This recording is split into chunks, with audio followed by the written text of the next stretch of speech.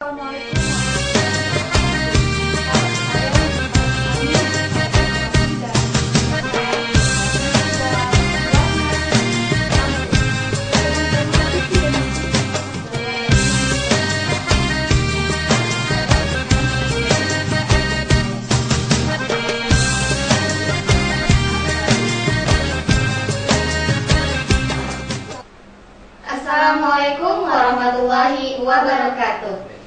Sahabat sekalian, jumpa dengan kami, saya Khairul Sanika dan rekan saya Rahmi Ramadhani dalam acara Warna-Warni UIN Karya dengan tema peningkatan mutu akademik Fakultas Dakwah dan Ilmu Komunikasi.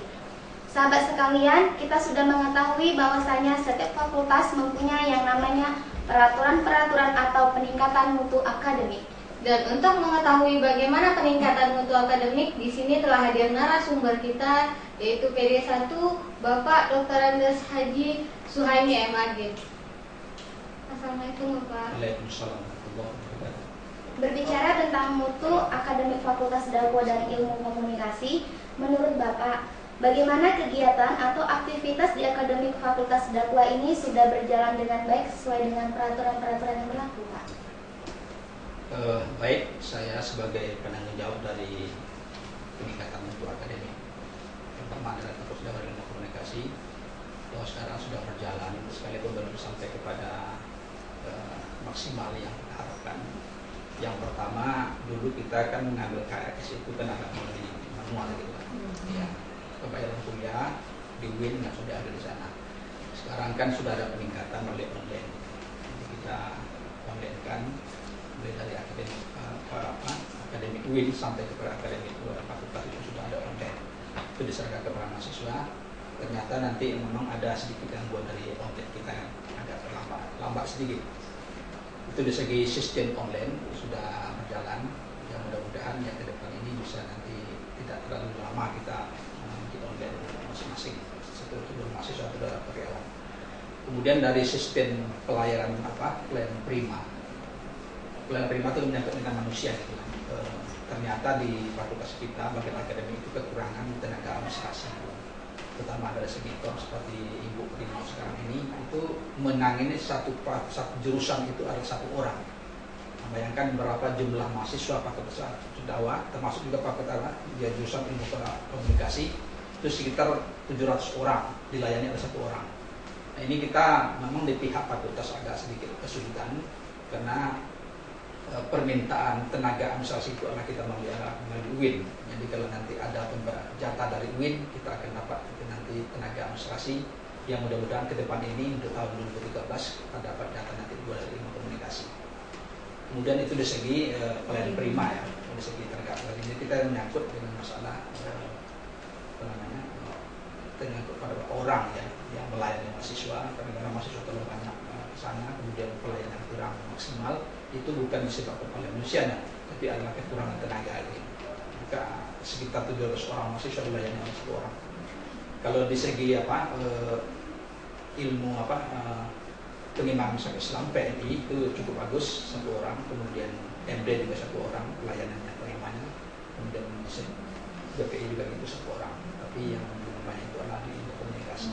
Ya, Pak, ya? Itu paling tidak 2 orang tenaga administrasi itu melayani mahasiswa sebanyak 700 orang.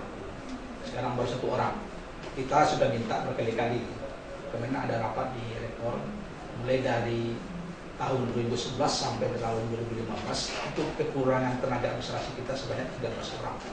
Nah, itu sudah diminta itu dimasukkan ke NETI, ke Departemen Agama. Kemudian kekurangan dosen mulai tahun 2011 sampai nanti 2015 itu kekurangan kita 35 orang seluruh jurusan. Itu sudah diminta ke Departemen Agama, sudah diminta oleh rektor, kita sudah sampaikan ke rektor itu. Yang kurang saya sendiri. Kemudian dari yang ketiga adalah dosen ya. Dosen kita sampai hari ini tetap kita maksimalkan. Makanya setiap kita perkuliahan mulai pada awal semester itu ada pertemuan dosen. Pertemuan dosen itu tujuannya adalah pertama memberitahu kepada dosen agar perkuliahan mulai tanggal sesuai dengan kalender akademik. Kemudian peraturan-peraturan lain juga termasuk itu, karena sampai ada yang tidak masuk sampai 2-3 kali. ada yang dipercepat keluar, ada yang terlambat masuk, sebagainya itu disampaikan waktu itu oleh pimpinan fakultas, termasuk saya sebagai pimpinan dekan 1, juga termasuk Pak Dekan. Itu disampaikan, jadi setiap pertemuan awal semester sudah ada pertemuan dosen. Jadi memang Iya, khusus gitu. Ya, Sampai nanti jam 1 siang mereka dikasih makan gitu kan. Jadi ada pertanyaan kekurangan sebagainya, termasuk nilai dan sebagainya. Dan jadi ada sebagian dosen nilai itu terlambat datang, itu memang ditelepon oleh akademik. Kalau itu tidak terlambat datang sampai waktunya, itu berhak diurusan memberikan nilai B. Kalau dulu C, ya kalau dulu C, sekarang ditingkatkan oleh rektor. Itu dosen yang terlambat mengantarkan nilai itu berhak diurusan memberikan nilai itu B. Berarti setiap dosen di sini tuh ada penilaian juga ya Pak ya? Tidak Ada. cuma hanya mahasiswa yang Ya. penilaian. Oh, termasuk penilaian dosen itu saya sendiri ya. Jadi semua dosen yang mengajar di Fakultas Dakwah itu adalah saya sendiri. Nah, jadi setiap tahun itu pas awal tahun Desember sampai nanti Februari itu ada penilaian. Penilaiannya bukan waktu itu, dari awal semester, dari awal tahun sampai akhir tahun itu ada penilaian. Ada catatan khusus, itu ada rahasia dari PD1. Nanti waktu mereka mengambil DP3 itu adalah nilai di situ, mereka dinilai. Ada yang dikurangi, ada yang dilebihkan dan sebagainya. Jadi tahu di situ nanti dosen-dosen yang malas masuk, yang mereka itu terlambat masuk, yang cepat keluar, yang tidak mengajar sebagainya, terlambat menghasilkan nilai, itu ada poin tersendiri. Makanya nilai itu ada yang kurang, ada yang lebih dan sebagainya. Jadi dosen juga dinilai, bukan mahasiswa. Jadi nggak mahasiswa aja yang Bukan, mendapatkan nilai. menilai dosen itu lah pembantu dekan 1. Termasuk juga Pak Dekan gitu ya. Pak Dekan itu juga menilai dosen, tapi pelaksana itu adalah pembantu dekan 1. Saya nilai sendiri. Ya. Sudah saya nilai, baru nanti Pak Dekan tanda tangan, baru Pak Dekan tanda tangan. Kalau tidak ada itu, tidak bisa naik pangkat. Jadi pangkat dosen itu adalah persyaratan alat DP3. DP3 itu adalah kerja mereka, bagaimana kerja mereka. Kemudian dosen juga memberikan tugas. Setelah mereka juga mengajar, memberikan pelayanan prima kepada mahasiswa, mereka juga memberikan laporan kepada fakultas setiap sekali 6 bulan. Ya. Jadi ada Laporan tersendiri itu dikoordinasi oleh pembantu dekan 1. Pertama laporan itu adalah menilai kinerja dosen, kemudian itu adalah persyaratan untuk akreditasi mereka. Kalau mereka tidak menyerahkan laporan per semester pada akhir semester besok, itu mereka barangkali mungkin mereka dicabut. Nah, akreditasi itu adalah pemberian pemerintah kepada dosen, itu penghargaan pemerintah kepada dosen untuk akreditasi. Jadi mereka itu juga dinilai. Ada sebagian dosen dengan mahasiswa ya Pak ya. Dia kan sesuai dengan peraturan-peraturan di kampus gitu Iya. Kan. Ada dosen telat tapi dia sudah berdiskusi dengan mahasiswanya. Apabila saya telat, mahasiswa menunggu. Itu menurut Bapak bagaimana dengan tindakan seperti itu Pak? Kalau ada komitmen antara dosen dengan mahasiswa itu tidak bersalah. Salah Pak ya? Pertama, kadang-kadang mereka tidak sempat hadir dan mereka nanti akan diganti tempat waktu lain. Tapi penggantian ini jangan sampai mengganggu pekerjaan yang lain. Boleh, tidak apa-apa, asal ada, itu namanya kontrak politik sebelum perkuliahan. Termasuk juga nanti mahasiswa kalau tidak pakaian yang gini-gini ini, mereka tidak boleh masuk. Itu juga hak dosen kepada mahasiswa juga berikutnya. Termasuk juga terlambat kita siapa terlambat selama 10 menit atau 15 menit tidak boleh masuk. Itu namanya kontrak politik dalam awal semester antara dosen dengan mahasiswa. Termasuk juga mahasiswa kalau memang terlambat mereka itu masuk tidak boleh sebenarnya masuk. Nah itu terserah kepada dosen. Nah itu adalah hak prerogatif dosen kan. Yang kami sebagai pembantu dekan 1 menilai kalau ada laporan dari mahasiswa dosen itu terlambat, dosen itu pemalas sebagainya, itu kami catat. Nah, nanti kami panggil mereka. Nah, jadi bukan saja mereka itu diturunkan nilai, tapi kalau dipanggil dulu. Nah, ditegur sampai 2 kali, 3 kali. Tegur itu ada lisan, ada tulisan. Jadi kalau sudah sampai 2 kali, 3 kali mereka ditegur, juga ada perubahan, itu nanti berpengaruh terhadap DP3 mereka pada akhir semester. Maksudnya yang paling. Jadi yang tadi itu adalah kontrak politik dengan mahasiswa pada awal semester itu diserahkan kepada dosen besar. Kemudian untuk meningkatkan mutu dari akademik itu sendiri, apa yang dilakukan dari Fakultas Dakwah dan Ilmu Komunikasi? Baik, selama ini sudah berjalan. Kalau tidak salah kemarin itu pada tahun 1998 itu sudah ada namanya Revi kurikulum ya. Itu di kampus lama di Jalan Gajah Madalan ya. Itu 1998 saya juga itu sudah sebagai pembantu dekan 1. Saya menuntut kurikulum 2 periode gitu, tidak pakai tahun. Itu namanya review kurikulum. Semua jurusan itu wajib melakukan review kurikulum. Tujuannya apa? Untuk menyesuaikan mata kuliah dengan pasar, kebutuhan pasar ya. Nah, di samping juga ada nanti kurikulum nasional, ada kurikulum UIN, ada kurikulum fakultas, ada kurikulum jurusan. Maksudnya kurikulum konsentrasi jurusan. Jadi itu adalah dimasukkan dalam kurikulum. Itu namanya review kurikulum. Artinya memperbaiki kurikulum yang kira-kira mereka itu ada mata kuliah yang tidak sesuai dengan kebutuhan pasar, itu dibuang atau ditambah sebagainya. Itu adalah selama 1 minggu paling kurang itu 1 jurusan itu mengadakan review kurikulum. Jadi semua dosen-dosen yang baik di dalam atau di luar, yang praktisi ataupun yang teori itu dipanggil untuk mendiskusikan bagaimana ini harus direview, termasuk juga komunikasi, PNI, BPI, MD dan sebagainya. Semuanya ya, itu 98. Sampai nanti tahun ini 2012 itu jurusan PNI, jurusan BPI, jurusan komunikasi itu sudah melakukan review kurikulum. Nah, setelah mereka melakukan review kurikulum pada tahun ini, kalau tidak salah nanti Juni selesai. Nah, ya Juni tahun 2012 ini, kemudian mereka itu melakukan akreditasi. Karena mereka nanti tahun 1998 itu mereka sudah akreditasi, tapi sudah sampai habis waktu, maka tahun ini wajib melakukan akreditasi. Akreditasi itu syarat harus review kurikulum. Sudah review kurikulum, baru akreditasi jurusan. Itu jurusan BPI, jurusan PNI, jurusan ilmu komunikasi. Kalau MD baru selesai tahun 2011. Sudah selesai. Itu semua jurusan kita, mulai dari PNI, jurusan PNI, BPI, MD, termasuk juga komunikasi, itu semua itu adalah nilainya B. Ya, Pak. Apabila ada hambatan di peningkatan dalam pelayanan akademik, Pak, langkah apa yang harus langkah apa yang harus diambil dalam mengantisipasi hal tersebut, Pak? Selama ini kalau ada masukan-masukan dari mahasiswa masalah akademik, ya, termasuk pelayanan primer sebagainya, juga termasuk tadi masukan-masukan dari dosen, itu nanti dibawa rapat di tingkat fakultas, tingkat pimpinan fakultas. Pimpinan itu kan ada dari dekan, kemudian pembantu dekan 1, pembantu dekan 2, pembantu dekan 3, termasuk juga ketua jurusan dan sekretaris jurusan itu dipanggil untuk rapat pimpinan untuk menanggulangi masalah yang terjadi dalam fakultas, terutama masalah peningkatan mutu akademik. Jadi di situ nanti ada jalan keluar. Jadi seluruh mahasiswa, seluruh pejabat-pejabat yang ada di fakultas itu maka akan mengadakan diskusi dan dialog tentang masalah mencari solusi bagaimana peningkatan akademik yang selama ini ada kelemahan sebagainya.